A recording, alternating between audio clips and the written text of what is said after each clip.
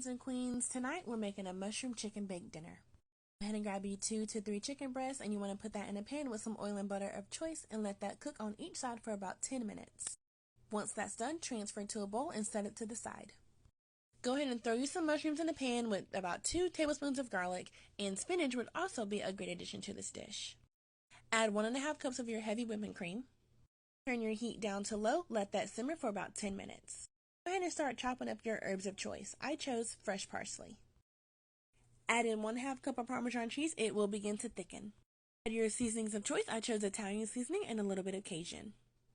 Go ahead and transfer your chicken breast to an oven-safe dish and top with your sauce. If this is good for you, go ahead and get you a plate and dig in. I topped mine with some mozzarella cheese and then I broiled for a couple of minutes. This is a great low-carb meal to make. I hope you all enjoy, and please follow for more.